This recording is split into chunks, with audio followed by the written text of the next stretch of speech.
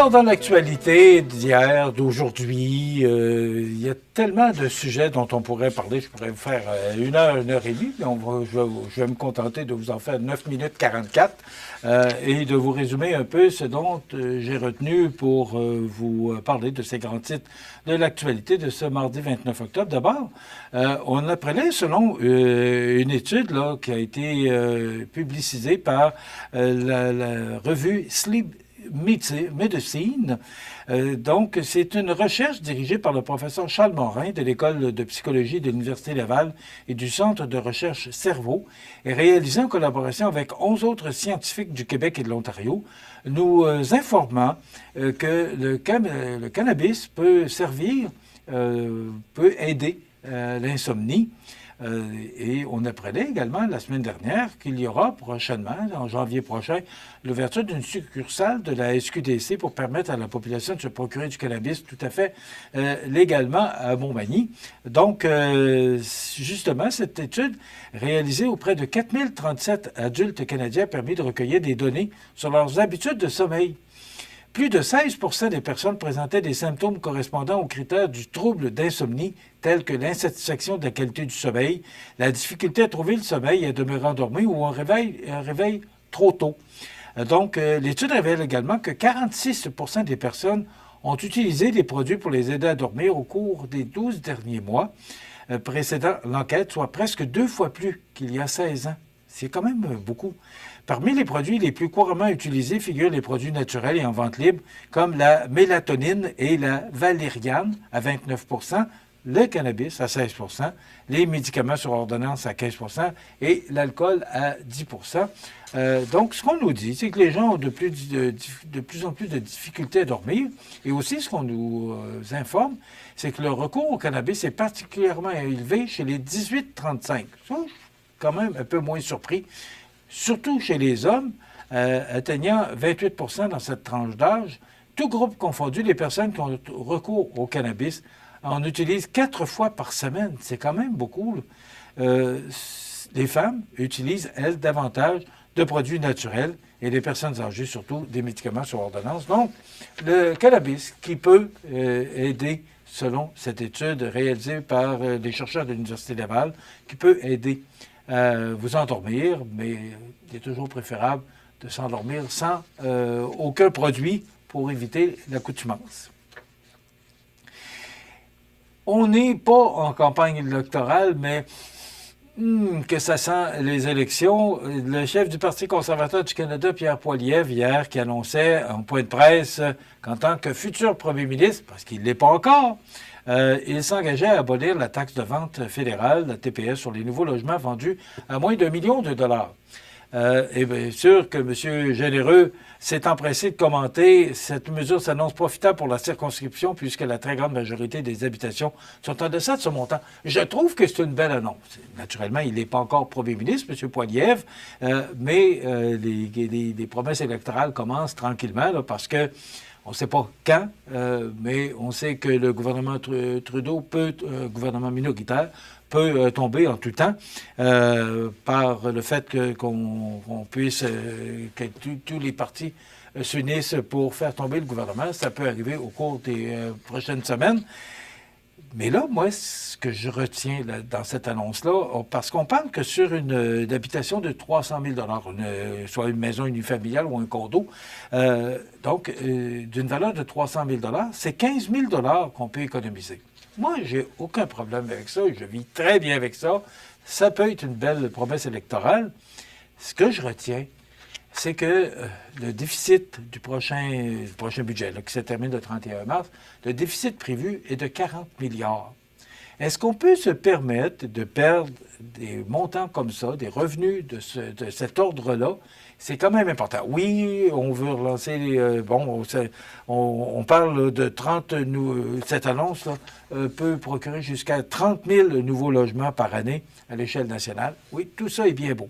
Sauf que cette promesse-là, si on prend 15 000 puis qu'on le donne à des gens qui s'achètent une maison unifamiliale ou un condo ou peu importe, on va faire quoi pour le combler, ce 15 000 $-là? Alors, il va falloir couper à quelque part parce qu'on ne peut pas augmenter. Vous savez, 40 milliards, on est rendu à au-dessus de 1000 milliards. Et c'est bien plus, là, mais je vous dis qu'on est au-dessus de 1000 milliards de dettes actuellement. C'est quand même énorme au fédéral. Alors, il va falloir, à un moment donné, vous savez, on marche avec la carte de crédit, mais à un moment donné, il va falloir passer à la caisse puis rembourser notre dette. Et me semble, et je le dis sous toute réserve, là, ce serait, je vais le dire au conditionnel, tout près de 50 milliards de remboursement d'intérêts sur la dette. Et on ne rembourse pas la dette, on paye des intérêts. Donc, moi, je salue cette promesse-là de M. Poilievre, mais il faudra trouver les argents nécessaires pour être capable de compenser ce manque à gagner-là de la TPS si vraiment ça se produisait. Et si M. Poilievre était élu, bien sûr, les sondages le donnent favori, mais vous savez qu'en politique, les jours se suivent, ne se ressemblent pas. Donc, une histoire à suivre, là, cette promesse. D'ailleurs, on en parlera avec M. Généreux lorsqu'il viendra nous visiter là, au mois de novembre. On sait que la SAAC de Montmagny a procédé à un projet pilote là, durant l'hiver 2024 dans 5 de ses centres de services et on a qualifié ce projet pilote de positif. Donc, la SAAC souhaite renouveler l'expérience en y incluant d'autres centres. Ce qu'on veut, c'est éviter de faire des mises à pied là, dans des périodes de bas achalandage. Donc, ce qu'on veut, c'est permettre à des employés de vaquer à d'autres occupations pour permettre que donner un meilleur service aux gens. Et ça va éviter, justement, de procéder à des mises à pied là, lorsque la période est moins propice là, aux transactions.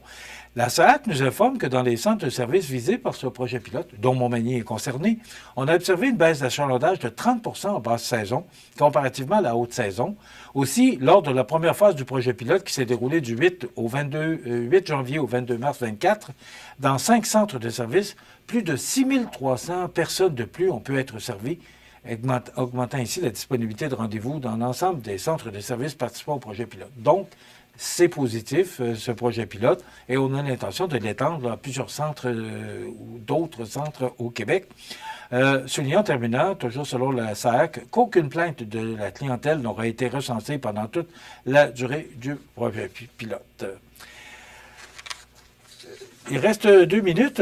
On parle, et c'est ce qu'on a, la ville de Lévis, là, hier, qui annonçait qu'elle anticipait un surplus de 9 millions de dollars pour 2024 au cours des prochaines semaines, voire des prochains mois, là, parce que vous savez que toutes les villes sont tenues de présenter à la date limite, le 31 décembre, leur budget pour la prochaine année. Donc, déjà, là, on commence à préparer ce budget-là et voir, bon, une augmentation de taxes, là, il n'y a pas beaucoup de municipalités qui sont exemptées d'augmentation de taxes, sauf que on essaie de minimiser. On sait que Lévis avait eu une augmentation de tout près de 7 si ce n'est pas plus que de 7 C'était quand même une bonne augmentation. Et 9 millions de dollars de surplus, on dit que c'est pas exorbitant, mais quand même, c'est 9 millions de dollars qu'on met dans le bas de laine et que si on a besoin, bien, c'est l'argent qu'on peut se servir pour des besoins urgents.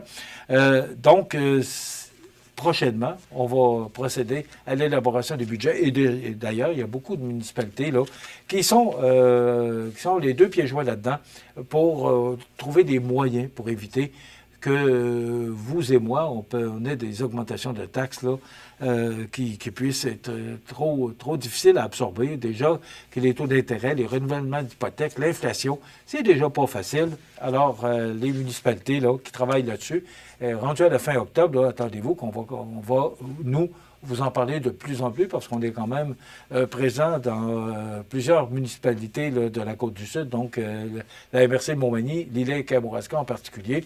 Alors, on va vous parler de ça au cours des prochains jours, voire des prochaines semaines, les budgets de nos municipalités, à savoir les augmentations de taxes. Mais attendez-vous qu'il va y avoir des augmentations, ça me surprendrait que des municipalités, mais ça peut arriver que certaines municipalités disent on n'augmente pas nos taxes, mais on ne rêvera pas trop en couleur.